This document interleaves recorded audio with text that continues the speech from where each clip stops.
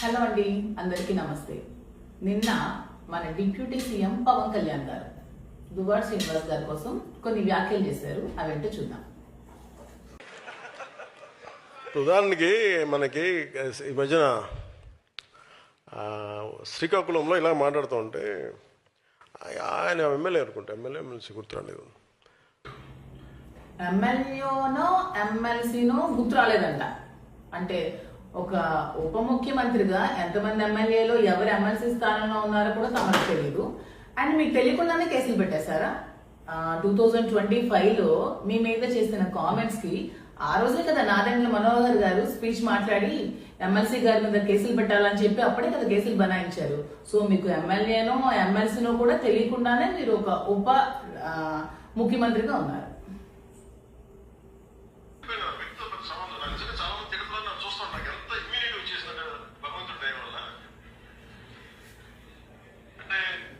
పవన్ కళ్యాణ్ గారికి తిడితే ఇమ్యూనిటీ వచ్చేస్తుంది. అవును, వాళ్ళ తల్లికి తిట్టినా సరే అతనికి ఇమ్యూనిటీ వచ్చేస్తుంది. తల్లికి తిట్టిన కలిసి రాజకీయం చేస్తారు. ఇది అతని ఇమ్యూనిటీ. మీరు మీ తల్లికి తిడితే మీరు క్షమించి మీరు ఇమ్యూనిటీ తీసుకుంటారేమో కానీ మా నాయకుడికి ఎవరేమన్నా సరే మేము అస్సలు ఊరుకోము. మా నాయకుడి కంటే మేము మాట్లాడాల్సి వస్తుంది, మేము ప్రశ్నించాల్సి వస్తుంది. మీరు ఎన్ని కేసులు పెట్టుకున్నా పర్వాలేదు.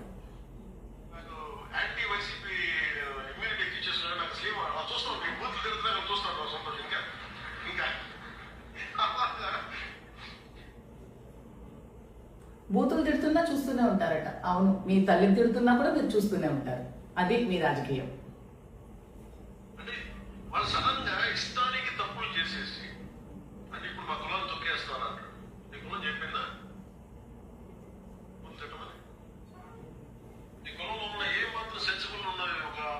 కులం కోసం మాట్లాడుతున్నారు పవన్ కళ్యాణ్ గారు. వృద్ధనారి పతివ్రత అంట సామెత మీకు కరెక్ట్ గా వర్తిస్తుంది. మీరు ఈ కులం కోసం మాట్లాడిన మాటలు ఒకసారి ప్లే చేద్దాం. వెనకబాటుతనం మీ కోరికలు ఉన్నాయి కదా. ఎవడు మా కులం నుంచి ముఖ్యమంత్రి అవ్వలేదు, మీరు ఓటేయండి, అవి చూపిస్తాం.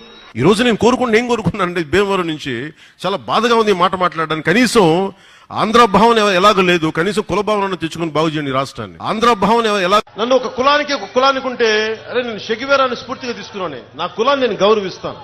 నా ఉనికి నేను ఎక్కడ పోగొట్టుకుంటాను, నా తల్లిదండ్రిని ఎలా పోగొట్టుకోలేనో నా కులాన్ని కూడా నేను పోగొట్టుకోను. కులాన్ని తగ్గించుకో, కులాన్ని తగ్గించే హక్కు ఎవరికి లేదు. గారు దువ్వాడ శ్రీనివాస్ గారు బూతులు తిట్టారు అని చెప్తున్నారు కదా. ఏం తిట్టారు? ప్రశ్నించారు. ప్రశ్నిస్తా అని చెప్పిన పవన్ కళ్యాణ్ ఇప్పుడు ఎక్కడున్నారు? ప్రశ్నించడం మానేశారా అని ప్రశ్నించారు.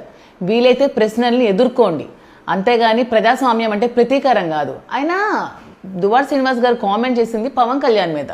సో ఎవరో కేసులు పెట్టడం ఏంటి? మీకు దమ్ముంటే కేసులు మీరు పెట్టండి. ఎందుకంటే దువ్వాడ శ్రీనివాస్ గారు డైరెక్ట్ గా దమ్మున్న మగాడు కాబట్టి మిమ్మల్నే ప్రశ్నించారు. సో మీరే ఫేస్ చేసుకోండి. ఎవడో కోన్కిస్కగాలు కేసులు పెట్టడం ఏంటి? ప్రశ్నిస్తే అరెస్టులు చేస్తారా? నిర్బంధిస్తారా? ఎంతమందికి అరెస్టులు చేస్తారు? ఎంతమందికి నిర్బంధిస్తారు? ఎన్ని రోజులు జైల్లో అని ఉంచగలరు? ఎంతమందిని ఉంచగలరు?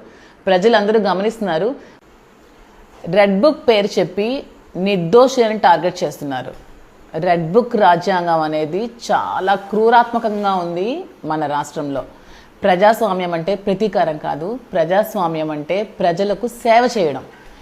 వీలుంటే తప్పు చేసిన వాడికి శిక్షించండి, తప్పు చేయనోడు ఎందుకండి శిక్ష అనుభవించాలి? రెడ్ బుక్ పాలన కాదు, ప్రజాస్వామ్యమే ఇక్కడ పాలన చేయాలి. గుర్తుంచుకోండి, ప్రజలందరూ గమనిస్తున్నారు.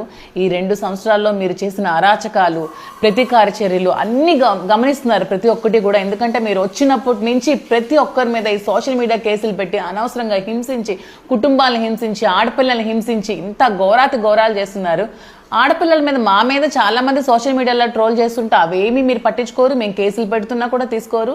ఇవన్నీ ఎప్పుడు కూడా సనాతన ధర్మం అవి ఇవి అంటారు కదా. కర్మ సిద్ధాంతం అనేది మీకు తెలీదా? ఖచ్చితంగా కర్మ సిద్ధాంతం అనుభవించాల్సి వస్తుంది.